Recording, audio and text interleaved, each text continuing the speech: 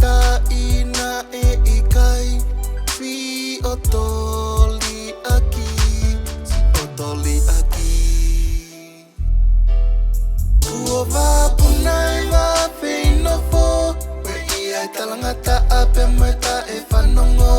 kamena ake talape itu amama o kana e mole a ofa iloto fa ete hoko ua a hotaongo ke Tuhan mo tau moho manako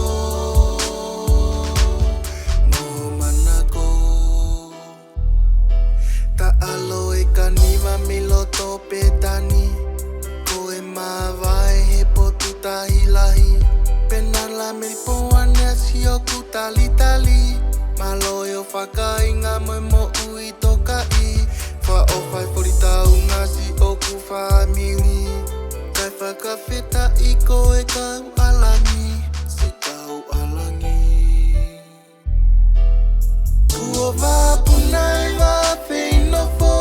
we ia talangata ape meta e whanongo kamena ake talape itu amama o kana e mole a ofa iloto fa ete hoko ua a hotaongo ke Tuhan mo tau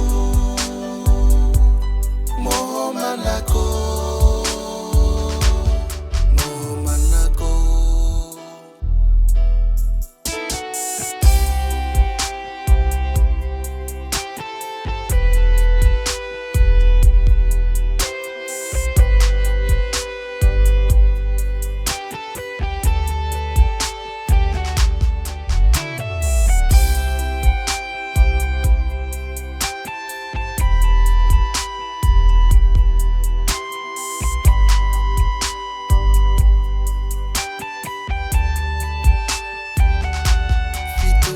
Katesi o kulau kau anga Ne tongi ai whahe halawa veleka Asio ku te hina whaka mole mole mua Koe hala whanonga ne ta e iloa Ua ono ta usi o tau takaua Te au whae whaka ulu te fua Ki o kutama Ki o kutama Kua wapunai wa feino fo we ia talangata ape meta e whanongo kamena ake talape itu amama o kana e mole a ofa iloto fa ete hoko ua a hotaongo ke Tuhan mo tau moho manako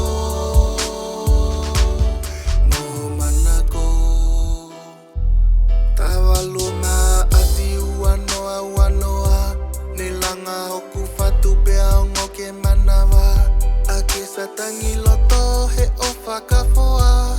Fitu mahina hoki i fofonga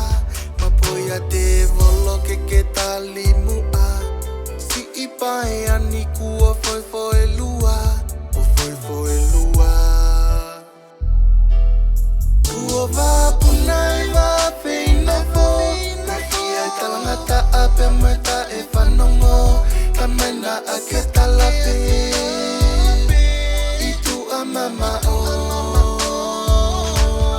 kana e mole a ofa ilo